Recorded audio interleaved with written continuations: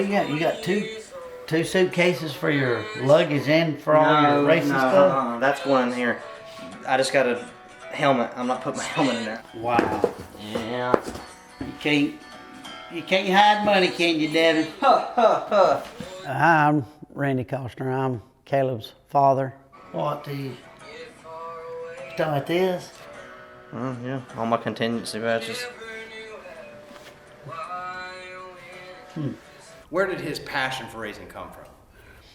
Well, we were sitting one day. He was real young, and we were sitting there because I love watching the NASCAR races, and we were sitting there watching it one Sunday, and Caleb, he comes, running up. He sits down with us, and he starts watching it, and he's like, who's that? Who's this? And we started telling him who their drivers were and their numbers and their names, and I'm trying to remember all of them, and my wife, she's telling him some of the names and stuff too, and he just started getting into it, and as a young kid, most of them lose interest in stuff, but he sat there and watched a race, and he was really into it. What really started him was the first time we got him a go-kart, when he was real young. And of course, this story here was the funniest. As soon as it was one of those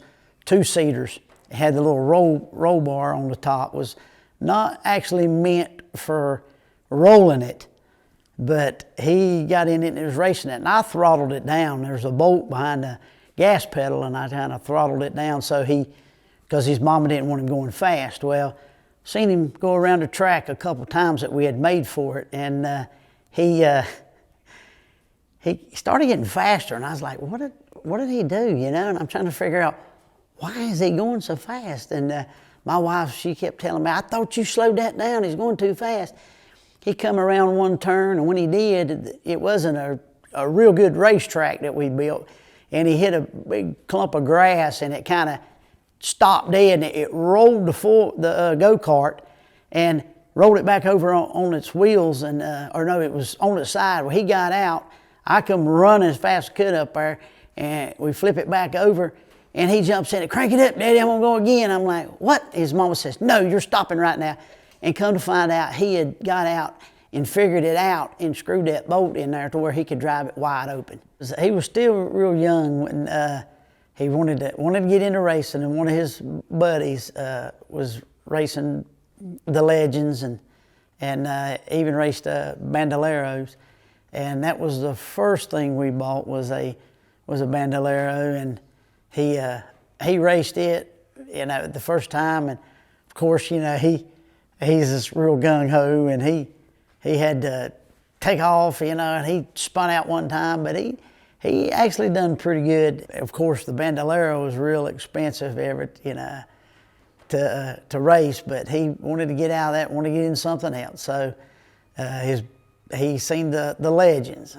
He wanted to run a Legend, so we ended up getting rid of that and got a Legend.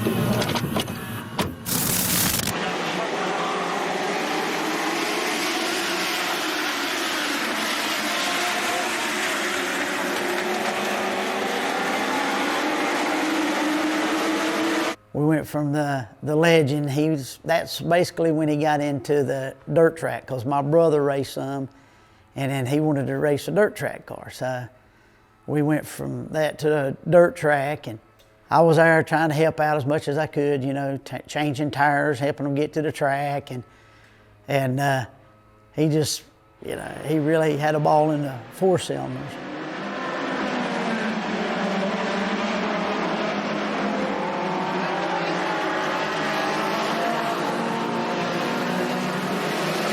We went from four cylinders, then he had to buy a late model, and that was real expensive.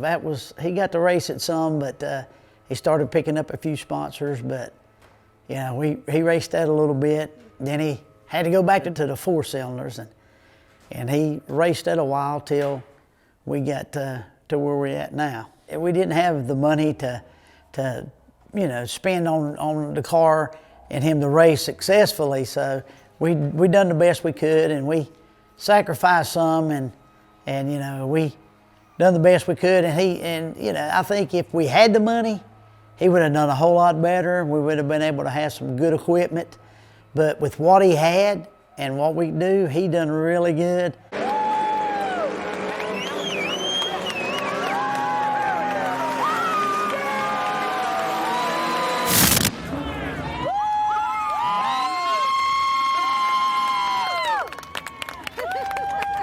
He's so full of energy, and he's just, you know, he's just chomping at the bits to get out there on the track. And the one time that he got spun out, he's like, you know, he's like, Dad, he done it intentionally. He done it intentionally.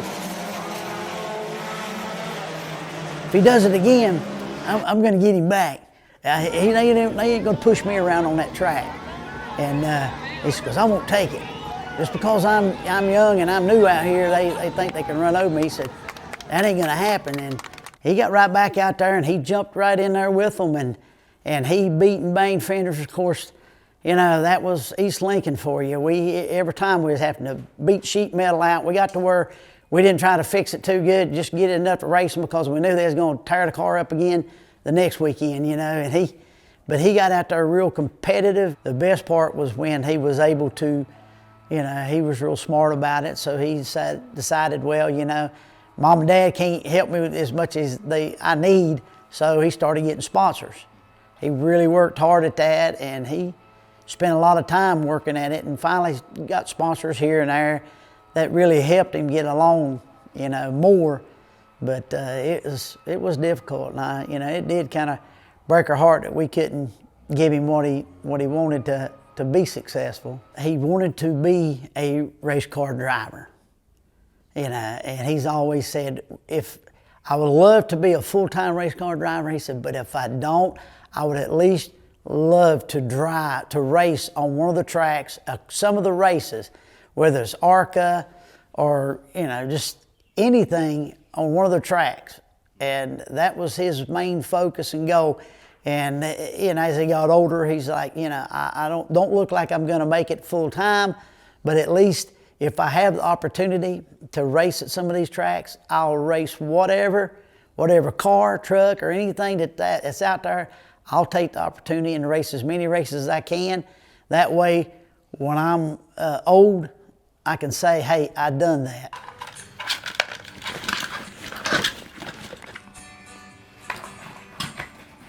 Taking this, so we have a radio for our sponsors.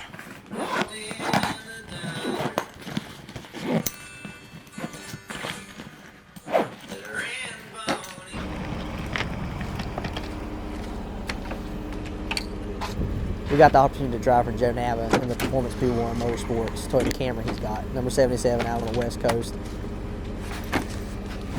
Daytona this past year really kind of put things in perspective for us, and you got obviously a lot of road course experience before that.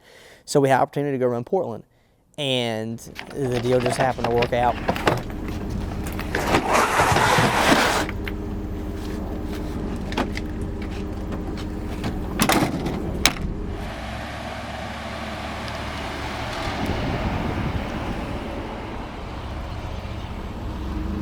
Never did I ever dream that I would get an opportunity, one. Two, that it would not be around here, that I have to fly to the other side of the country to get an opportunity. But, you know, it was a dream come true. 10 minutes on all gates right now. You want now? TSA checks less than 10 minutes on all gates. TSA checks.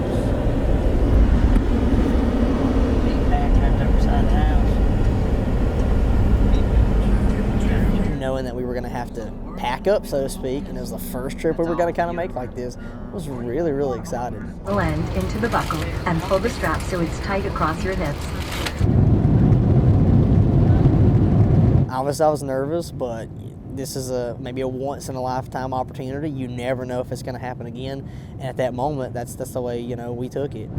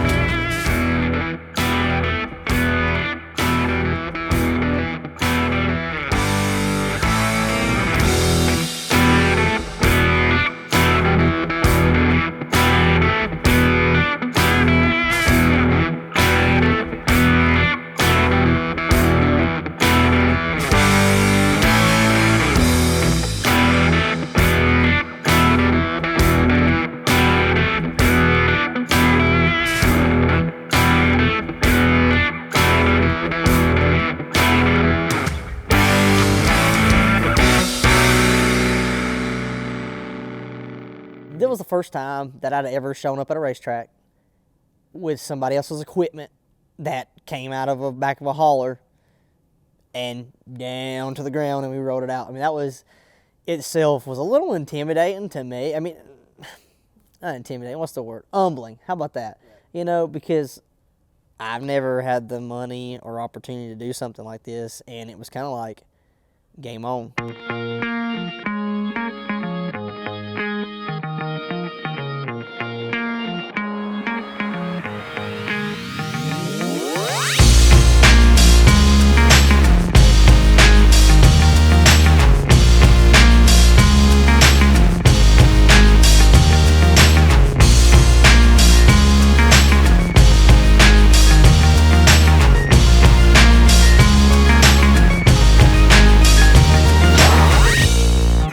Deal just happened to work out where a company, Thin Blue Wine Cellars, a new company that had got partnered up with me, Michelle and Dave, just, I mean, from the start to now, have been so gracious and amazing supporters of me and, you know, endeavors of trying to chase this racing dream.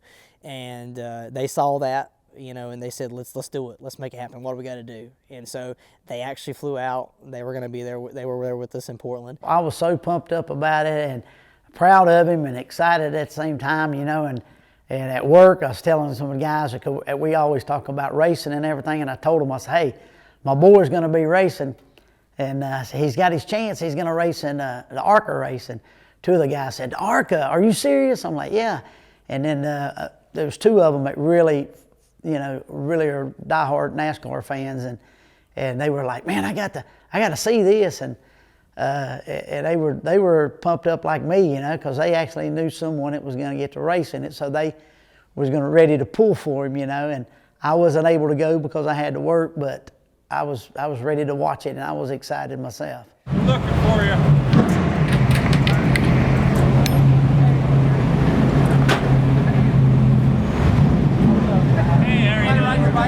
I got a coin for you too. Oh, well, I appreciate that.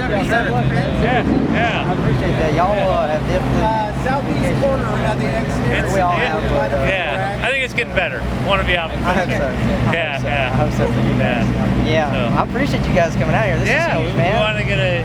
Siri said that you wanted to do a picture, so we'd love to. I got a traffic guy coming over the bike too. Awesome. So we're gonna pile him in. Race is our race.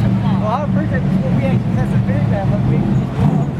It's on that water photo. 1, 2, 3. What is it? All right. Okay.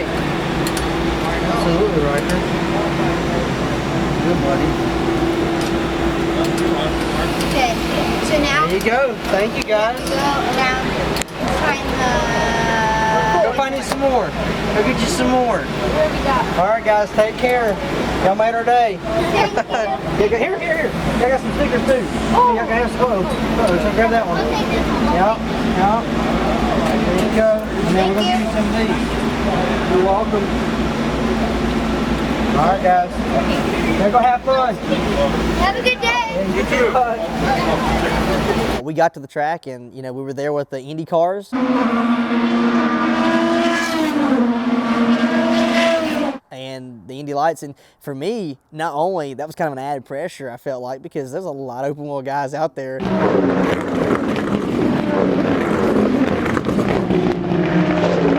That was our first opportunity to kind of show what we had, and I got some of the biggest names in motorsports with their eyes on you. And so honestly, to an extent, I was a little more nervous. I feel like I'd have showed up at a circle track just for the fact that you know, who was there and who was watching. That I can see going into that. All right, I can see going in, but I can't see you in the turn of it, in the middle turn of it. And I can see on the exit, and then as soon as I see on the exit, I lose you. So the whole thing back down, I can't see it. I come back around this one and start to pick you up. Right. And I think that's where Joe said he's either going to go in one, or maybe we'll get somebody out here. It doesn't make a difference. Wherever you guys want to put a secondary, that's fine with me. But yeah, definitely going into one. Yeah, it's going to be a passing area for sure. Someone into Mitsubishi. Hopefully, kind of outbreak Same thing, somebody. right? That's one. We were excited. And yeah, we were getting ready at that next moment, man.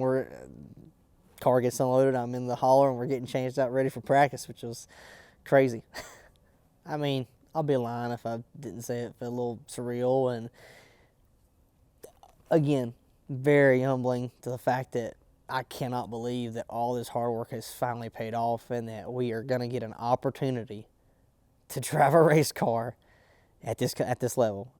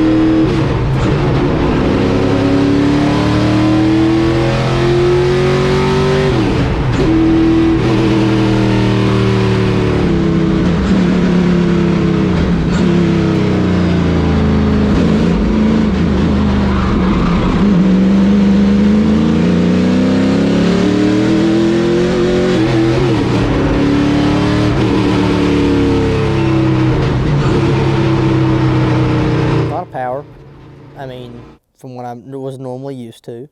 Fun, oh my God, fun.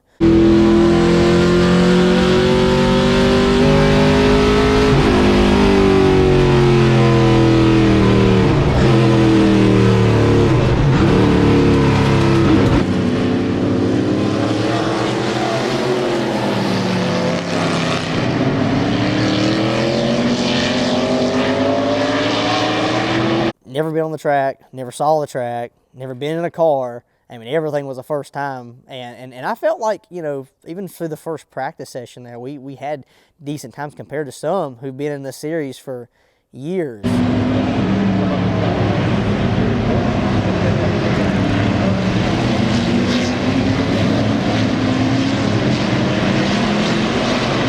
But unfortunately, I don't feel like we ever got a fair shake at it, and we didn't.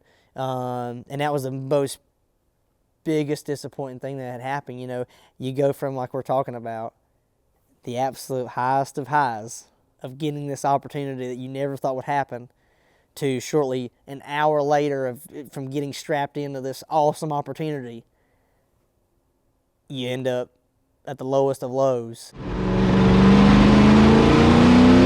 We were second before before we could even shift up to third.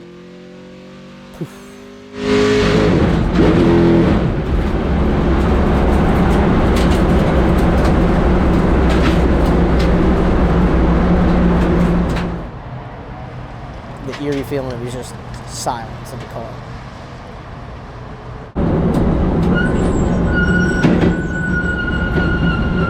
It's just absolutely gut-wrenching feeling of like helplessness, of like, we are here, we have such an opportunity at hand, and now we're not even going to get the note. It's a sick feeling. And all the way back, I was just trying to get my emotions in check because of how pretty much heartbroken I was. The fact that we did all this work, put in this much time, effort, nose to the ground, and this is the payout. This is the outcome. Like, that's a crappy feeling, man.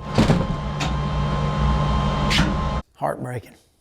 Was it difficult for you guys to see that and see him go through that? Yeah, it was. We both, it really hurt us because we wanted to see him get in there and race that race and finish it, and seeing that happen, it was really, it hurt us too. It's like, man, I hope he's going to have another chance.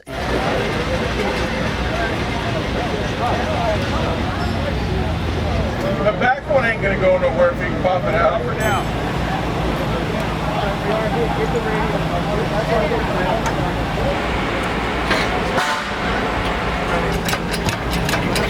No, don't want no more. Uh-oh. Okay, go ahead and pull back.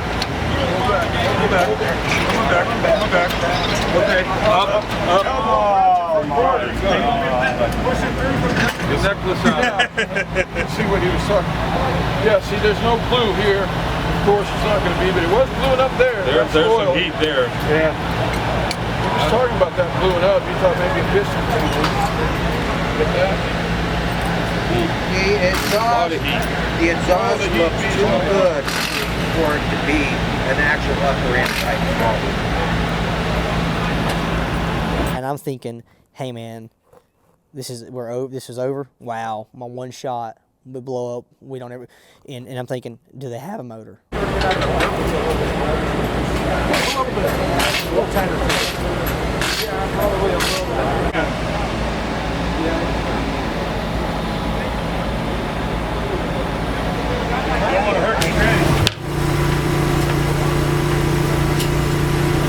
We got to the track that morning and he's like, hey man, I got some bad news. And I was like, what? He's like, can't find a motor.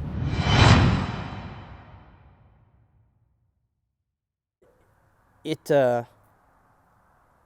really put things in perspective though, of just how quick in this racing deal that you can be on the highest of highs and quickly be back in the lowest of lows. Yeah, I had talked to him and he was really discouraged, and I just had to tell him, say, hey, listen, hey, you're gonna have another opportunity. You've already had this chance, just, it'll be okay. Just take it as it is and keep looking forward.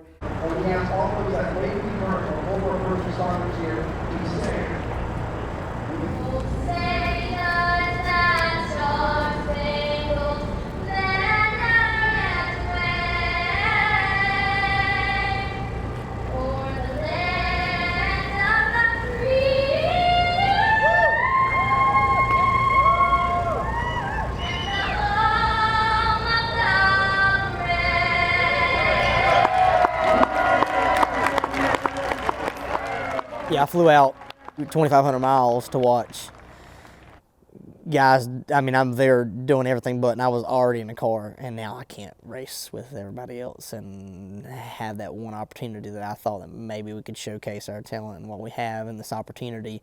Kind of more of an even playing field. Nobody had been there years, and we really had a good chance to stand out and make the most of that opportunity, and it didn't work out.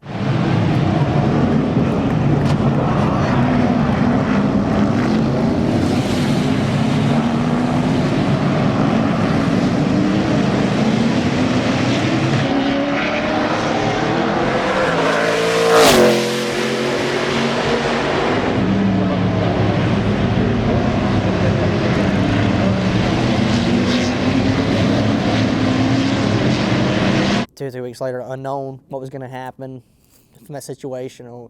I got a call from Joe, and Joe was like, hey man, listen, we'll put you in the seat at Roseville. I was like, really? So that was really cool, and it kind of like brought things together and saying, all right, let's get my mind right again. Let's do this. We're hoping for the best. We're going to make this one happen. Yeah, we were so excited. So, all right, now he gets to race another one, and we're going to, get to see him race and hopefully get it to finish, and it's just going to be really awesome.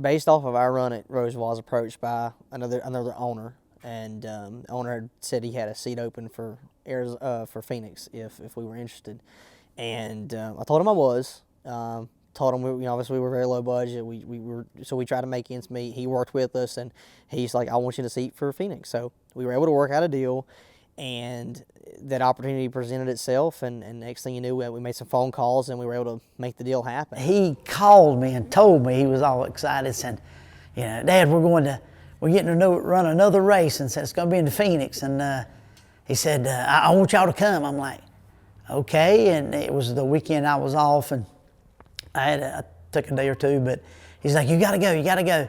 Said, you and Mom, I want y'all to come. And I said, you just fly out to Phoenix, and y'all come watch me, and we'll just have a good time. I'm like, hey, I'm all in. So me and my wife, we all got the tickets and everything, and we jumped on the plane and flew to Phoenix.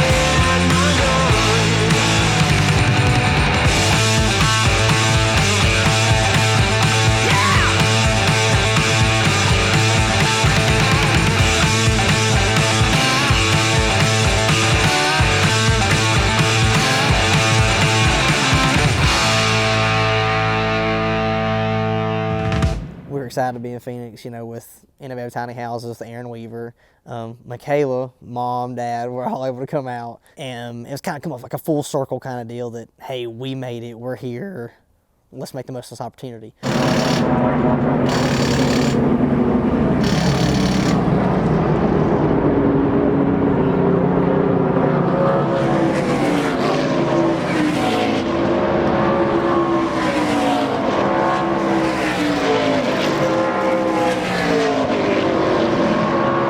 Unfortunately for that race, we didn't have I mean, how to say it, we didn't have a pit crew. We had nobody. Well, when we got there, I just had my blue jeans on, my tennis shoes, and an old shirt, like ball cap, like normal. And we were sitting in the hotel. We said we got to go out and to the track. So he and his sponsor, they went on out early. And we were still at the hotel. Well, they come back and picked us up. When we got to the track, Caleb was like, Dad, I hate to tell you, but the owner has the two cars here. Well, one of the cars, they have their pit crew, but for my car, we don't have any of the members because they had COVID. So the whole team was out with COVID. I'm like, what are we going to do? Hey, Dad. What? Gonna need you to put on a suit. I'm like, son, I've never worked a pit crew in an ARCA for NASCAR. I don't know what. I said, I've only changed tires and put fuel in on the dirt track. And you got more time to do that. And so we talked, and the sponsor said, well, I'll help out here. And his driver that owned his own driving company in Phoenix, he said, well, I'll help. We had him hop on board with us. He actually had to join the pit crew as well with his $1,000 shoes and $10,000 watch he had on. You had a limo driver changing tires. Yeah, essentially. I mean, people have no idea to the fact of like the grind that we were on, and that we had no choice at that moment. I mean, you can't. You've got Ty Gibbs here with his Cup pit crew, and you got us with no pit crew. It was a challenge, boy. Whenever they come in, you see all these other pit crews, they're looking at us, and they're all finished in less than their 5 minutes and had their cars back out on the track. And here I am, I'm helping the crew chief. He's gassing it up. I'm doing the catch can. As soon as I get done, I run over here to the guy that the chauffeur, and he's putting the tire on. I'm like, whoa, wait a minute. You got the lug nuts have got to be the other way. Oh, I didn't know. So if we get the lug nuts on, we get the tire on, we go to the next one, and we're going as fast as we can. You know, here I am, you know, about crippled with a knee replacement and bad knees, and I'm getting down, I'm helping him, and we're in his full fire suit and helmet, you know, and I'm like, man, I ain't used to wearing this, and I'm about to die from the heat, and we finally get everything done, and he takes off. And I look up, me and the chauffeur, we look, and these people are, the other crew members or pit crew members are looking at us, and they're all just grinning real big because they done got their helmets off and everything, and they're behind the wall, and see thumbs up, you know, like, good job, you know.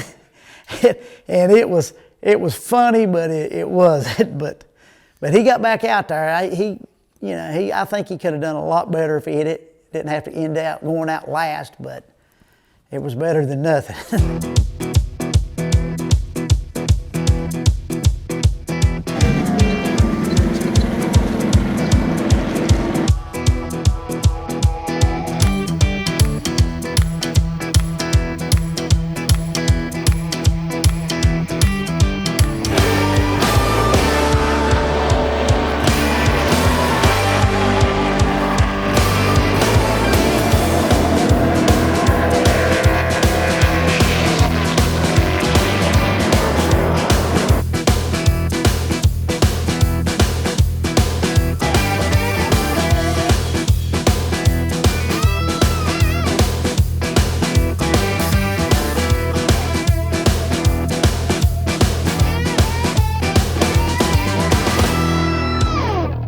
It was fun, dude. It was fast. It was fun. I really enjoyed coming into 3 and 4 right there, because 3 and 4 is essentially where the start finish line is. And so when you come in off like out of 2 and you're starting to make that dip down low into 3, and you come down and up up against the wall to the finish line, and then you have multiple lanes that you can choose from. I will say when you're at full speed, you know, and you're working it up, and you can go from the top side of the start finish line and you can shoot all the way down to the end of pit road. I mean, it's an awesome feeling. Feeling the car bottom out at 130, 140 mile an hour is a pretty cool feeling. I mean, I'm not gonna lie. It's you know, I mean, you're a little weird with the steering wheel stuff. It was awesome. I enjoyed it.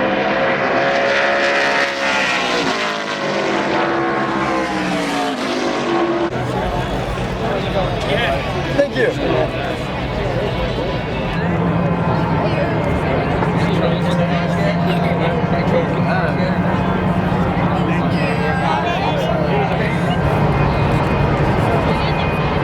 So much. Good luck today. How you doing, guy? I think so. We have intro. Thank you very much. Okay. See ya. All right. He'll start 32nd in the number 08, Hart, Idaho Ford. From Gastonia, North Carolina, Caleb Hostner.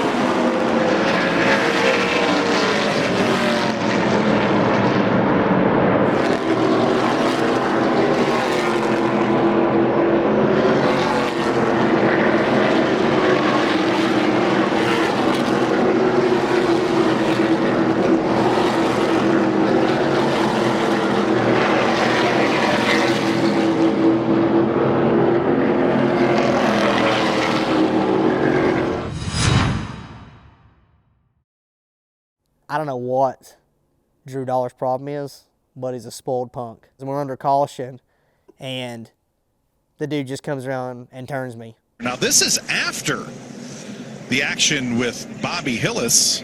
Yellow's already out, and wow! We've took a whole entire straightaway, under caution, and I just get turned.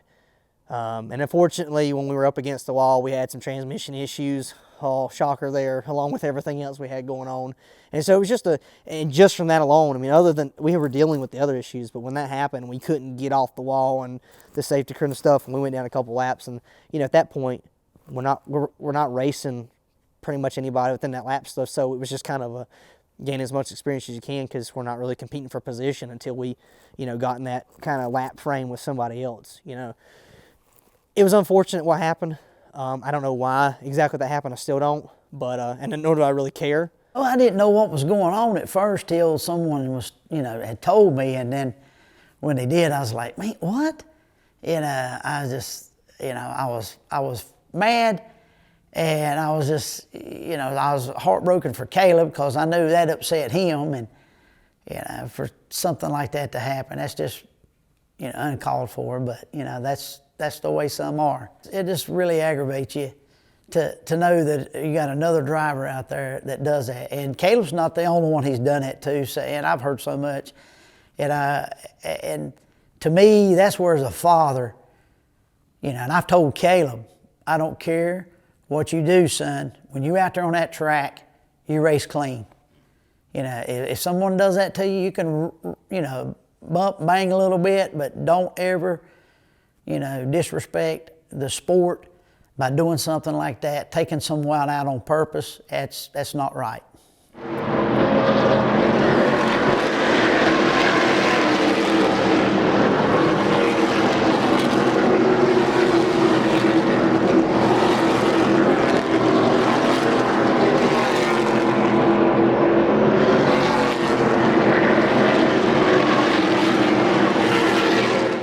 It was awesome. I enjoyed it. Lot of valuable seat time. Again, we got to think back, right? 2 races before that, we're in Portland. Just ecstatic the fact that we're even there. So you can't get upset when things aren't. I mean, you got guys, Alex Bowman, who's now in top tier equipment. You've got Matty Dew, who was in top tier equipment. They had their days in some horrendous stuff. And people are saying, you know what, I wouldn't go to the racetrack driving for this person or this equipment. I'm like, listen, I get it. I'm at the racetrack. You're getting an opportunity to show what you got in the equipment that you're in. If you can showcase. You can't tell me you can't showcase your talent in equipment that's not up to standard, so to speak. And that's how you gain somebody's attention. And I feel like some of the opportunities I've gotten is based off the fact that equipment wasn't supposed to finish where it finished there or above. I make the most of the opportunities that's getting given, and I'll do everything I can to make the most of it. It was awesome. I mean, every time he would take each turn, you know, my heart's, you know, pounding, you know, and my blood pressure's up, and I'm like, keep it on the track, just hang in there, just run with them, and just, you know, finish this race, and so we can go on to the next one, you know, just stick with them, you know. And he did. He started moving up, you know, slowly, but you know, he really made me proud.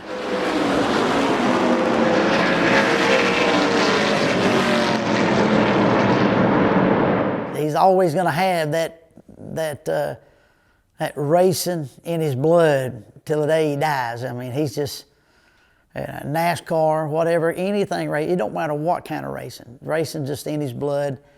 And now he has some memories that he can share with his little girl when she gets here, and you know, and we can always say that he's fulfilled his dream.